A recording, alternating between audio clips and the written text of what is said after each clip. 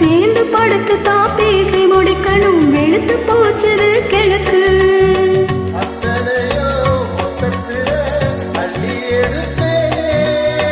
அப்புறமா மத்ததெல்லாம் கேட்டு